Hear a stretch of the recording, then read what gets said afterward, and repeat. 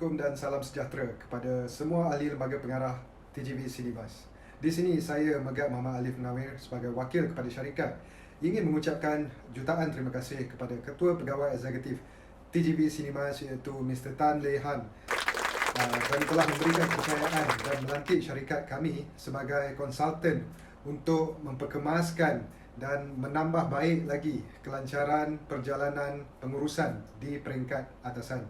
Tanpa membuang masa, izinkan saya meneruskan pembentangan laporan dan hasil penyelidikan yang telah dijalankan bagi mengenal pasti permasalahan utama yang sedang dihadapi oleh TGV Cinemas. Hari ini saya akan menjelaskan tentang isu yang sedang dihadapi oleh TGV Cinemas.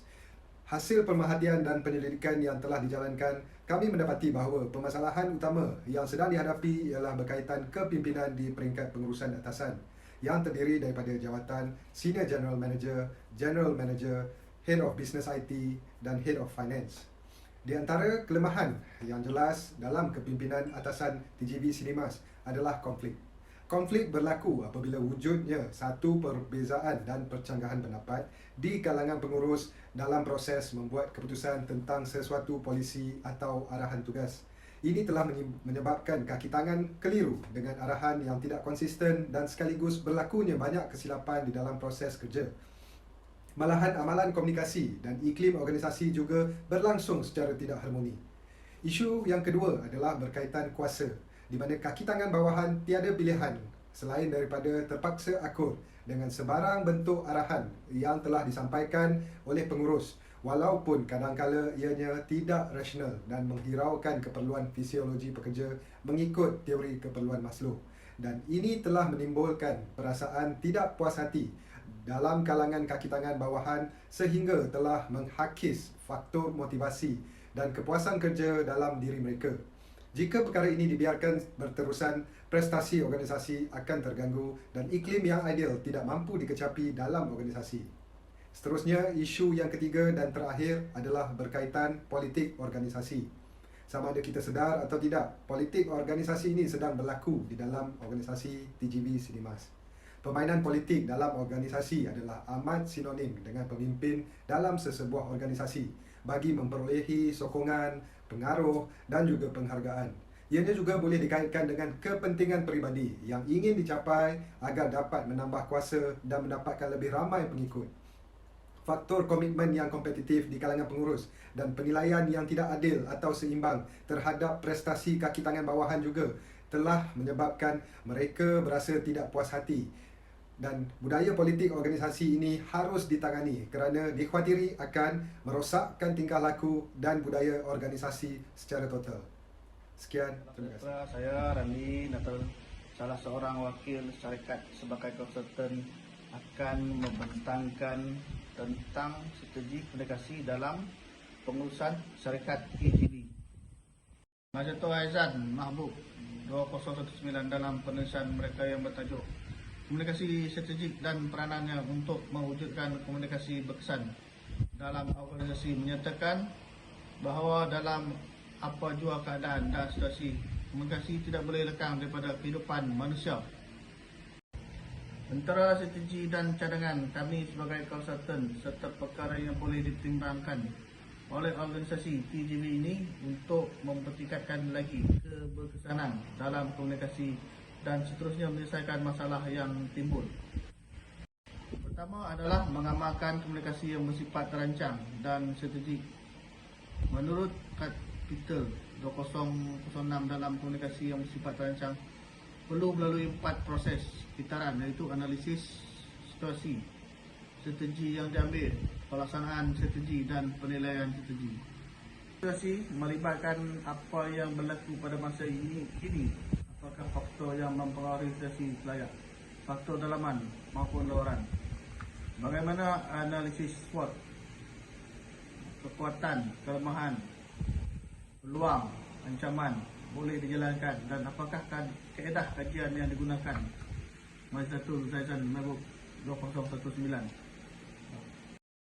Peringkat kedua, iaitu strategi merupakan apa yang ingin dilakukan oleh organisasi dan mengapa. Justru peringkat ini melibatkan perancangan dan program yang merangkumi penetapan Objektif Smart. Akhir sekali, kami sebagai konsultan penilaian yang menjelaskan apa yang boleh organisasi lakukan. Penilaian terhadap program yang dilaksanakan merangkumi komitmen organisasi terhadap penilaian. Hasil yang boleh diukur menilai tahap persediaan, pelaksanaan dan impak. Melaporkan hasil penilaian kepada pihak pengurusan dan memberi nilai tambah kepada pengetahuan profesional. Penggunaan pelbagai bentuk dan elemen komunikasi termasuk. Terima kasih Megat dan Randi atas maklumat itu tadi. Berikut merupakan cadangan daripada pihak kami untuk TGV Cinemas memperbaiki isu komunikasi dalam organisasi. Yang pertama, mengamalkan iklim sokongan. Iklim sokongan akan membuka kepada komunikasi dua hala yang dilihat dapat membina hubungan yang kukuh antara pihak pengurusan dan pekerja. Yang kedua, mengamalkan teori budaya kukuh.